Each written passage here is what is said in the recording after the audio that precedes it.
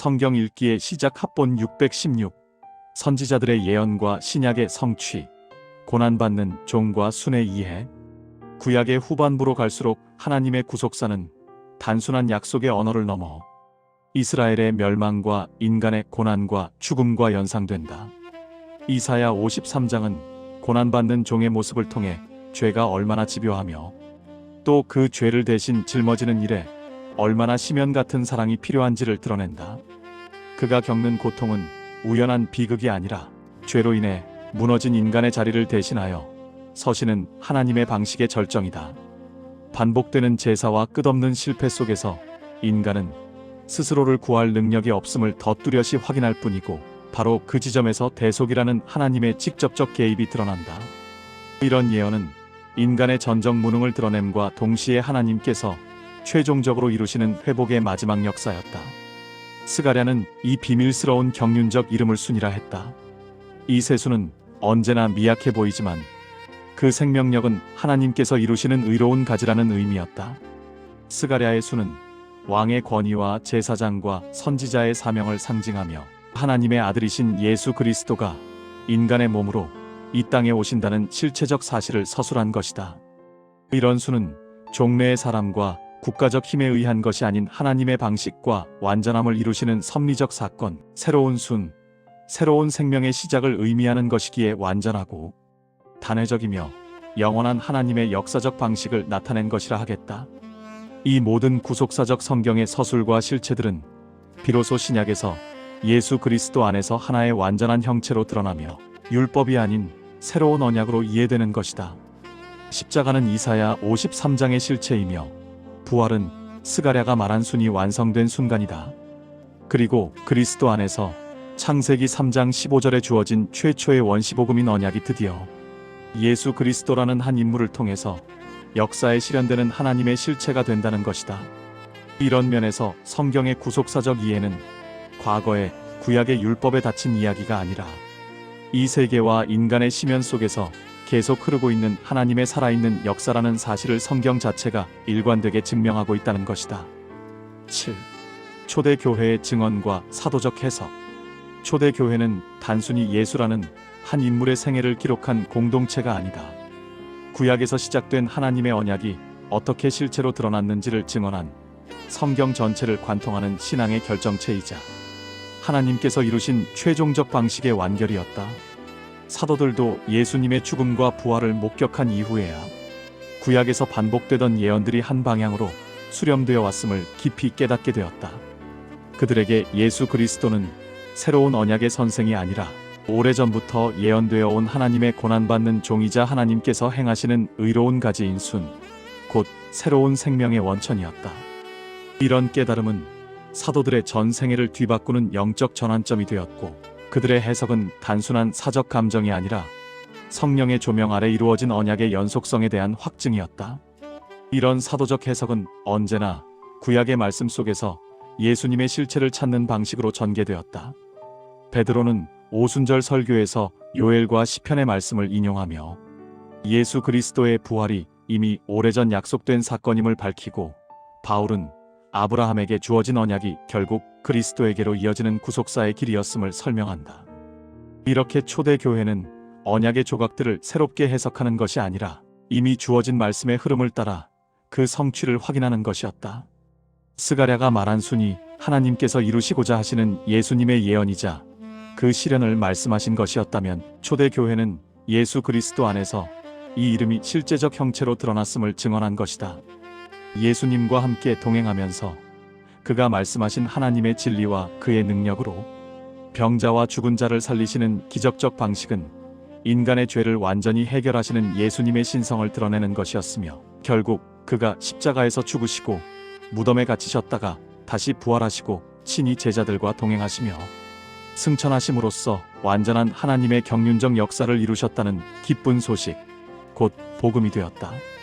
사도들과 신자들은 이 기쁨의 소식에 감격해 모여 찬송하며 기도하며 하나님의 나라를 대망했는데, 이것이 교회의 시작이었다. 8. 사도 바울, 언약의 복음을 재해석하여 교회를 든든히 세우다. 사도 바울은 복음을 단순한 구약의 율법이나 종교적 관습으로 여기지 않았다. 하나님께서 아브라함에게 주신 언약이 그리스도 안에서 완성된 사건임을 재해석했다.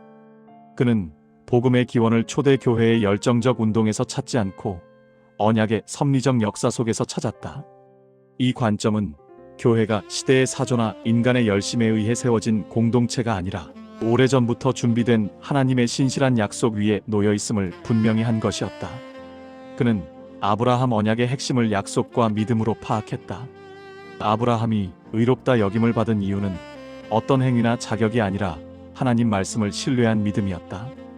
바울은 이 원리를 그리스도 복음과 나란히 두고 교회가 율법적 성취가 아니라 은혜의 약속 위에 선 것임을 강조했다. 복음은 인간이 스스로 쌓아 올린 종교적 관습이나 공로가 아니라 하나님께서 열어놓으신 그리스도의 구속의 은혜를 믿음으로 받아들여야 한다는 관점을 재해석했다.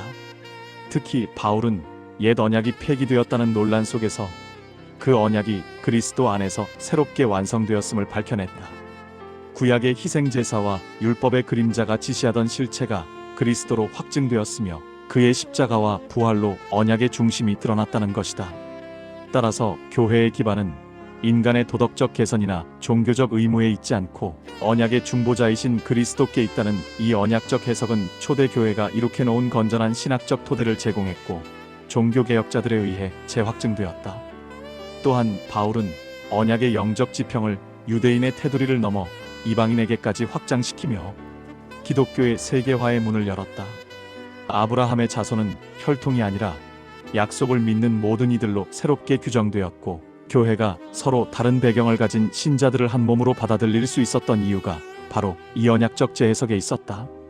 복음은 민족적 울타리를 넘어서는 온 민족을 그리스도께로 인도하고자 하는 세계화된 복음의 확장성의 기초가 되었고 이것이 지금의 교회로 이어졌다는 사실이다. 이러한 바울의 재해석은 복음을 선명하게 드러냈으며 교회를 형성하는 데 매우 중요한 기초를 다졌다는 것이다. 9. 개인적 종말과 주님의 재림에 대한 언약적 이해. 언약의 흐름 속에서 성경이 점점 드러내는 종말의 의미는 단순히 미래의 사건을 예고하는 것이 아니라 인간의 삶과 신앙의 모든 순간을 관통하는 하나님의 섭리적 결론이다.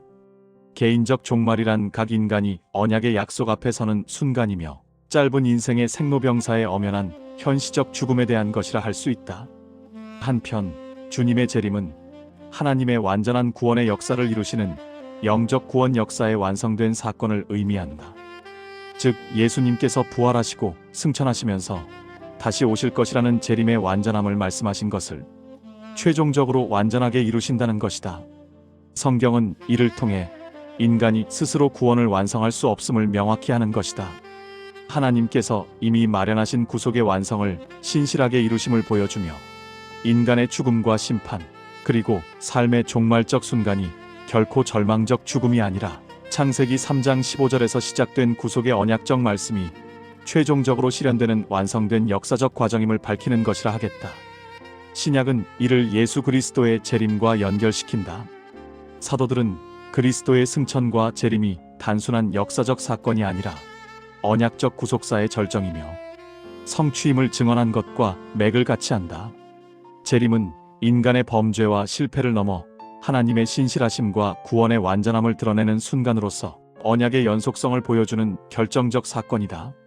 개인적 종말 속에서 믿는 자는 자신의 삶과 죽음을 주님의 심판과 은혜 아래 놓으며 그 재림의 약속 속에서 참된 생명과 구원의 확신을 얻는다. 결국 성경의 종말론적 메시지는 인간 역사와 개인적 삶을 단절된 사건으로 보지 않고 창세기부터 신약까지 이어진 언약의 흐름 속에서 이해하도록 이끈다. 주님의 재림은 단순한 미래적 기대가 아니라 구속사의 완결이며 인간과 세계를 향한 하나님의 섭리적 계획이 온전히 드러나는 순간이다.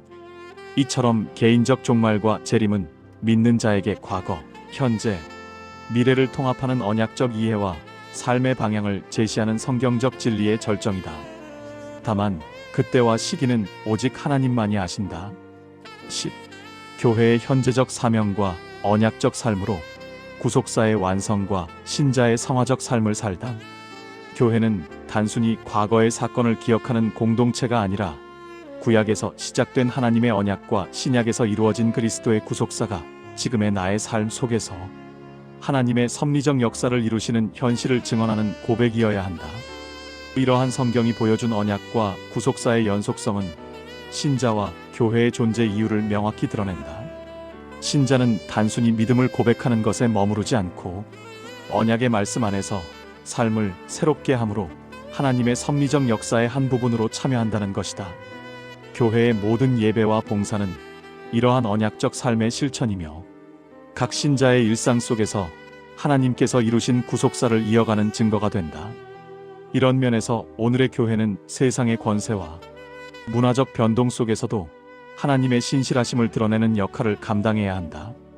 과거의 언약과 그 성취를 묵상함으로써 신자는 자신의 삶을 단순한 우연과 선택의 연속이 아니라 하나님의 경륜적 계획 속에 놓인 자리로 인식해야 한다는 말이다. 이는 개인적 삶과 공동체적 사명을 통합하며 신자가 하나님 앞에서 부름받은 존재임을 깨닫는 근거가 된다.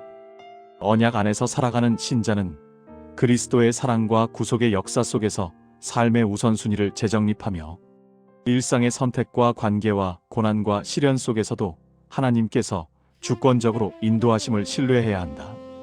교회는 이러한 신자들의 삶을 모아 하나의 공동체적 증언으로 만들며 이를 통해 구속사가 단지 과거에 이루어진 사건이 아니라 성령의 조명하심과 인도하심에 대한 믿음으로 교회는 하나님의 뜻과 인간의 삶을 연결하는 통로로서 하나님의 나라를 선포하며 살아가는 언약적 삶의 현장이 되어야 한다.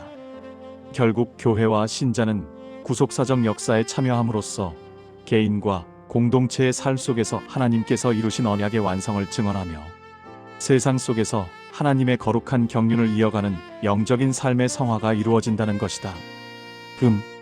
인천 송도역 뱃자마에서 이종하였습니다.